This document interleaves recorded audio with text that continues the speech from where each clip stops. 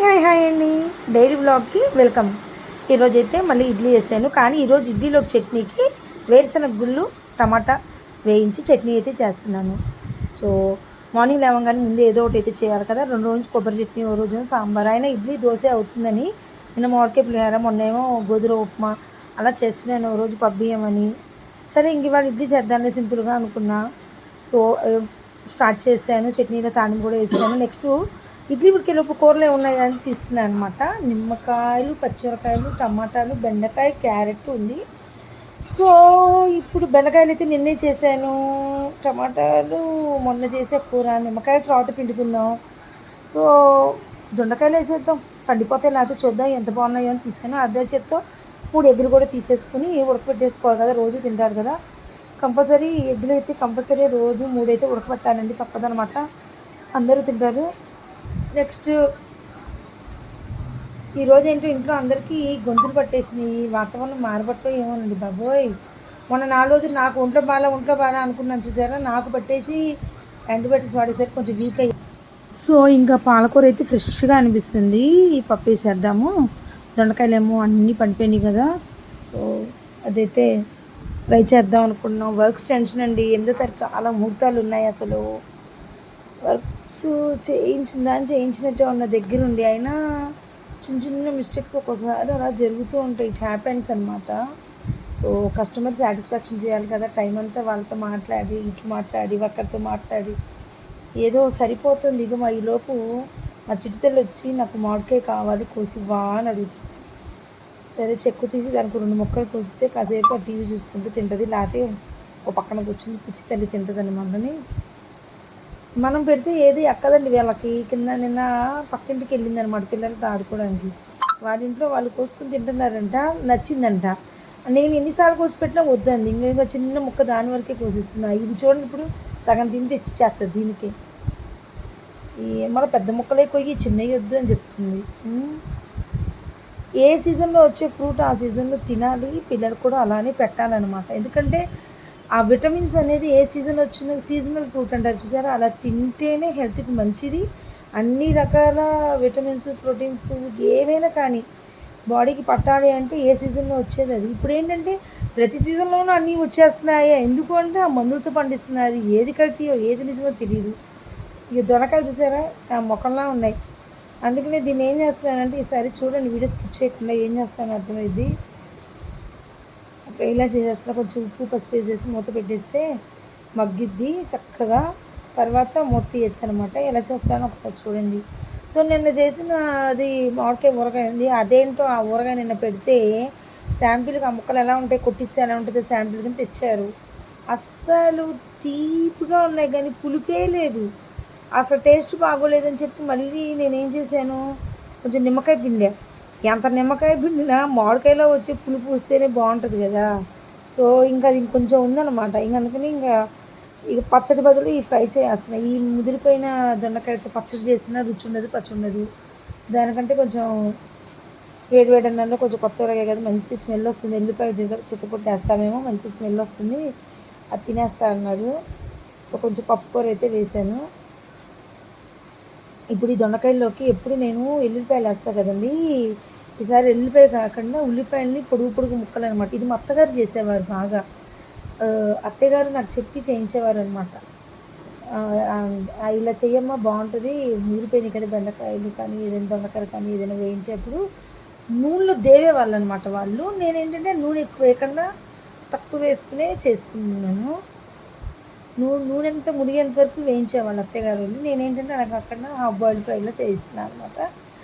కానీ ఇది కూడా బాగుంటుందండి. ఇలా ఉల్లిపాయలు ఇలా పొడుగ్గా కోసుకోవాలి, సన్న ముక్కలుగా పొడుగ్గా కోసుకోవాలన్నమాట. అట్లా కొంచెం తీపి వస్తుంది కదా, ముదురుతనం మనం తిన్నట్టు ఫీలింగ్ రాకుండా ఉండటం కోసం. సగం పైన వేగిపోయినాయండి,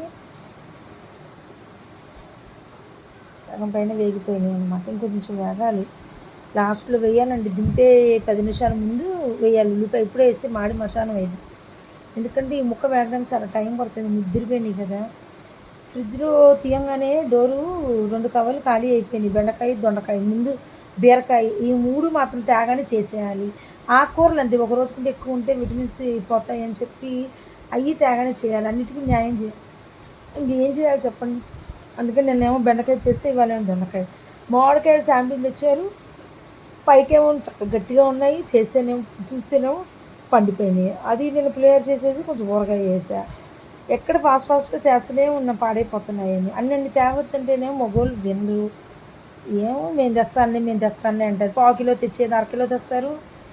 అయ్యేమో వేస్ట్ అయిపోతాయి. మనమైతే కొంచెం గిల్లుకొనో చివరిలో ఇది చూసో ఏదో ఒకటి అలా తెచ్చుకుంటాం అనమాట. అసలు ఈసారి ఎండలేమో కానీ ఏంటో ఒక్కోసారి బాగా ఎండ ఉంటుంది, ఉన్నట్టుండి వర్షం వస్తుంది.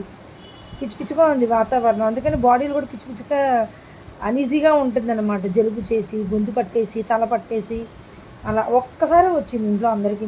నాకు తగ్గింది, వీళ్ళకి వచ్చింది. అసలుకే పని అవ్వదు. ఇప్పుడు ఒక్కొక్కరికి ప్లేట్లు తీసుకెళ్ళి వాళ్ళకి అందిస్తారు, ఇంకా డబుల్ పని అయ్యింది నాకు.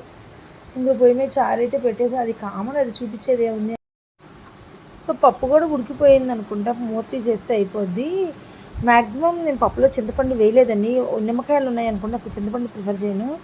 ఎక్కువ నిమ్మకాయలు వాడడానికి ట్రై చేస్తాను. లేదంటే ఆమ్చూరు కానీ లేదా మామిడికాయ కానీ అట్లా అవి వచ్చిన కానప్పుడు అది మనం నిల్వ చేసి పెట్టుకుని జారేద్దామో అనుకున్నా కానీ అవ్వలేదు. కానీ ఇప్పుడు తాలింపు వేసేసుకుని ముందు మా బుడ్డదానికి అయితే తీసి పక్కన పెట్టేస్తాను. బాగా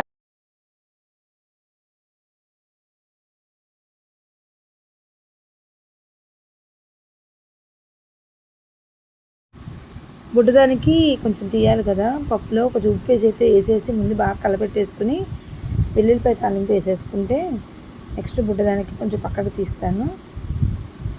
పొయ్యి మీద ఉన్నప్పుడు ఎప్పుడు నిమ్మకాయ పిండకూడదండి, అది అందరికీ తెలిసిన విషయమే. నేను పెద్దగా చెప్పాల్సిన పని లేదు.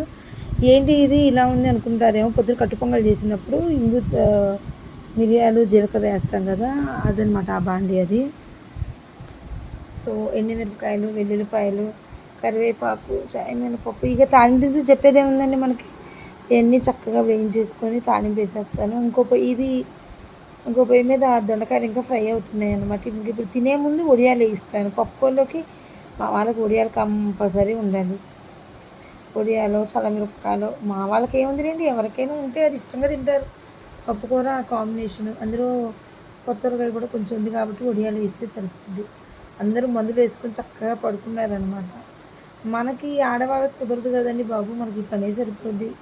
సరేలేండి, మనకి ఎట్లాగా రెస్ట్ లేదు, వాళ్ళకు కూడా లేకుండా ఎందుకని నేను ఏం మాట్లాడలేదు. చక్కగా అందరికీ మధ్యలో వేడివేడిగా నీళ్ళు ఇమ్మన్నారు, ఒకసారి టీ ఇమ్మన్నారు. మధ్యలో ఈ బంపర్ ఆఫర్లు అనమాట, పోయి దగ్గర పని ఆపేసి ఇవ్వటం. సో తాలింపు అయితే వేసేసుకున్నాను. ఒకసారి పొయ్యి మీద పెట్టేసుకుందాం. బాగా ఆ ఎండుమిరపకాయ రసం అందులో దిగేంత వరకు మసలిస్తేనే టేస్ట్ బాగుంటుంది. సో ఇది కూడా అయిపోయిందండి. చూసావా, ఉల్లిపాయలు కూడా వేగిపోయినాయి, ఎర్రగా అయిపోయింది. నేనైతే ఎల్లిపాయ కారం ఎప్పుడు రెడీగా ఉంచుకుంటానండి. ఆ ఎల్లిపాయ కారం వేసేస్తాను, పొయ్యి కట్టేసుకుని అప్పుడు ఎల్లిపాయ కారం వేస్తాను. లేకపోతే కారం మాడినట్టు అయిపోయి టేస్ట్ ఇదైపోద్ది. కానీ వేడి మీద ఉన్నప్పుడే వేస్తేనే అన్నిటికీ ముక్కలకి పట్టిద్ది అనమాట. వెల్లుల్లిపాయ, జీలకర్ర అవన్నీ వేసుకుని మిక్సీ పట్టుకుంటా కదా, ఇక కారం అయితే వేసేసాను. ఇది ఎట్లాగా మా బుడ్డ తిందనమాట, అందుకే దానికి తీయలేదు. చూసారా, అయిపోవచ్చింది. సీజన్ నిండా నూరు పెట్టుకున్నా, ఇక అయిపోయింది. అన్నిటికీ వేస్తాం కదా. కారం దోశ ఏమన్నా కూడా ఒకసారి ఇదే కలపమంటారు వాళ్ళు, అట్లా అనమాట.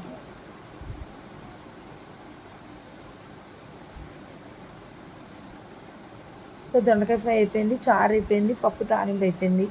ఇంకేముంది, అయిపోయింది అనుకుంటారా.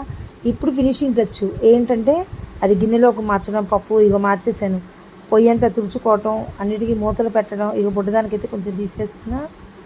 ఆ పైన శుభ్రం చేసుకునే పని, మై గాడ్, అవి చేసుకోకపోతే ఇరిటేషన్ వచ్చేస్తుంది ఆడవాళ్ళకి, అందరూ అలవాటు అయిన వాళ్ళకి. మినిమం బేసిక్గా నీట్గా ఉంచుకోవాలి కదండి మనం, అంతే.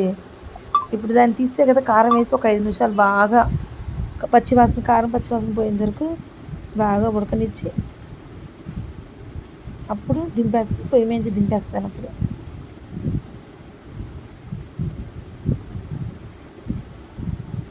పొయ్యి మీద దింపేసేస్తే అయిపోద్దండి. అన్నీ కామెడీ. నేను ఇది డిఫరెంట్గా చేసి చూపిద్దాం అంటే కుదరట్లేదు. ఆ రోజు నేను సేమియాతో పొంగనాలు వేసా, అది చూసారా, అందరికీ నచ్చిందండి. అట్లా ఏదైనా కుదిరినప్పుడు పెడతాను. ఇంకా లైట్గా దగ్గు వస్తుందండి. ఉన్నట్టుండి ఏంటో ఈ వాతావరణం మారంగానే వచ్చేసింది.